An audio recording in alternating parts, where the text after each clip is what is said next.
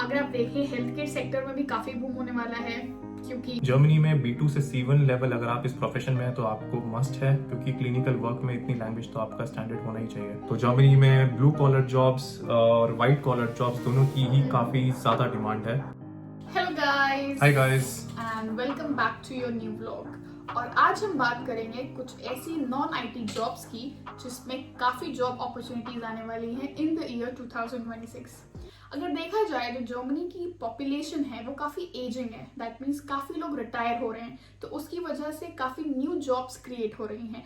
तो आज हमारा डिस्कशन रहेगा हेल्थ केयर सेक्टर में, जिसमें हम बात करेंगे डॉक्टर्स और नर्सेस की और क्या इनकी अपॉर्चुनिटीज हैं यहाँ पर और कैसे ये अप्लाई कर सकते हैं। That is what today's our vlog is about. So आज हम बात करेंगे 2026 में क्या अपॉर्चुनिटीज है डॉक्टर्स के लिए, नर्सेस के लिए और हेल्थ केयर प्रोफेशनल्स के लिए जो अपना करियर यहाँ पे बनाना चाहते हैं, और क्या क्या प्रोसेस है, वीजा का क्या प्रोसेस है, क्या रिक्वायरमेंट्स हैं, वो सब आज हम इस वीडियो में आपके साथ डिस्कस करेंगे। तो जर्मनी में ब्लू कॉलर जॉब्स और वाइट कॉलर जॉब्स दोनों की ही काफी ज्यादा डिमांड है। जनरली अगर आप देखें हेल्थ केयर सेक्टर में भी काफी बूम होने वाला है, क्योंकि ओवर एज पॉपुलेशन है और काफी अंडर स्टाफ रहता है यहाँ का जो हेल्थ केयर सिस्टम है, तो उसमें काफी डॉक्टर्स और नर्सेस की काफी जरूरत है and I think that is required. तो हेल्थ केयर सेक्टर में ऐसी क्या चीज है जो कि प्री रिक्विजिट है अगर आप जर्मनी आना चाहे तो? I think one of them is a kind of a medical licence जिसकी आपको जरूरत होती है अगर आपको जर्मनी में प्रैक्टिस करना है, उसको एप्रोबेशन बोलते हैं, राइट? एंड इसके अलावा और क्या चीजें हैं? इसके अलावा है फाक्स्प्राक्सप्रूफुंग, जो बोलते हैं आपका जर्मन लैंग्वेज का कितना नॉलेज है आपके पास में।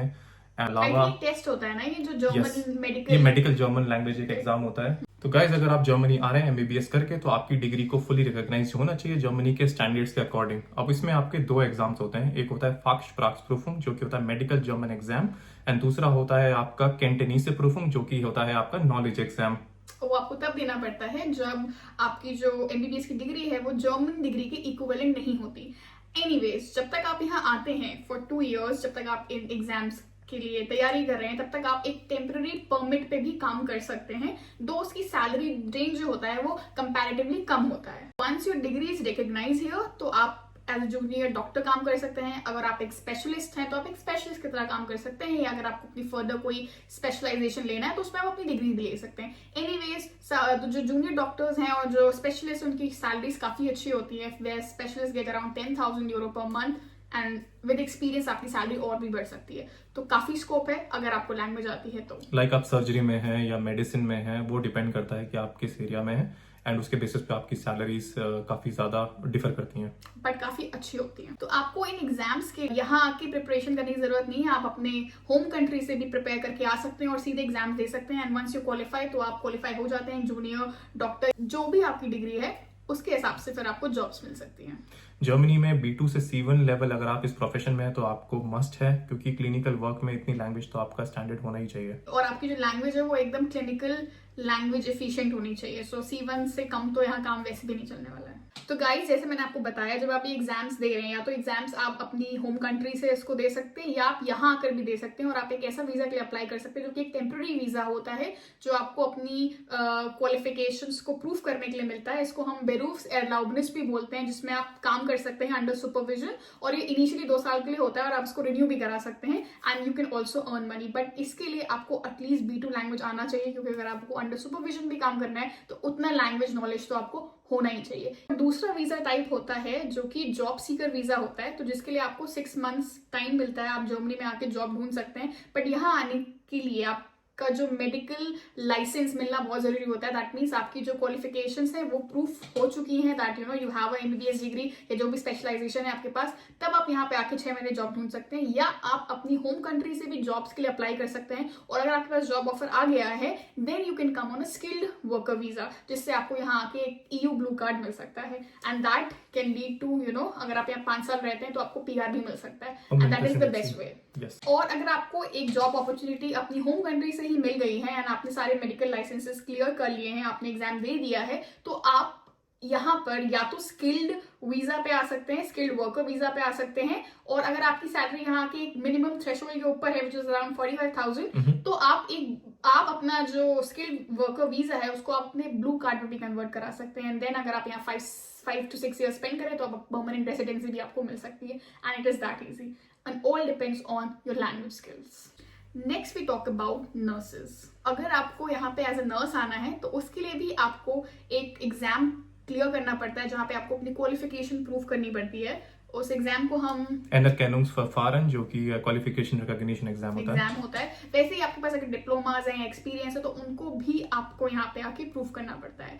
And after you do that तो आप यहाँ पे आराम से एक नर्स की जॉब कर सकते हैं। बट नर्सेस के लिए भी लैंग्वेज रिक्वायरमेंट काफी इंपॉर्टेंट है। दो C1 लेवल नहीं मांगते, यहाँ पे B1 B2 में काम चल जाता है, क्योंकि अगर आपको पेशेंट्स का डील करना है तो आपको उतनी लैंग्वेज तो कॉन्वर्सेशन आनी ही चाहिए। आपकी लैंग्वेज स्किल्स आने के बाद ऑब्वियसली बढ़ जाती है। बेटर यही है कि आपका minimum B2 level as Harshita said होना चाहिए। वो आप घर से करके आइए अगर आपको यहाँ नर्स बनना है तो। अगर आप इंटरेस्टेड हैं जर्मनी में एज अ नर्स अप्लाई करने के लिए तो आप जर्मन जॉब हेल्थ पोर्टल्स के ऊपर अप्लाई कर सकते हैं, जहाँ पे vacancies time to time update होती रहती है, बहुत ज्यादा रिक्वायरमेंट होती है एंड आप वहाँ पे अपनी एप्लीकेशन डाल सकते हैं और ट्रैक कर सकते हैं एंड कॉन्टेक्ट कर सकते हैं। And we also have other portals, आप वहाँ पे भी ट्राई कर सकते हैं, जिनका लिंक हम कमेंट में शेयर कर देंगे। और अगर आप as a fresh nurse start कर रहे हैं, अगर आपको नर्सिंग का कोर्स करना है, you want to start fresh, तो आप यहाँ पे आके एक आउसबिल्डिंग भी कर सकते हैं, जिसमें आपको विद प्रैक्टिस विद लर्निंग आपको सैलरी भी मिलती है। तो जो 3 साल का होता है उसमें सैलरी आपकी हर साल बढ़ती रहती है। फॉर एग्जाम्पल अगर आप 1200 स्टार्ट कर रहे हैं तो 1200 1300 1400 हो जाती है आगे 3 साल में। तो आउसबिल्डिंग भी अच्छा ऑप्शन है अगर आपने ऑलरेडी डिग्री इन नर्सिंग नहीं ले रखी है। और वैसे अगर ले रखी है तो जैसे हमने आपको पहले बताया तो आप उसको एक एग्जाम के थ्रू क्वालिफाई करवा सकते हैं।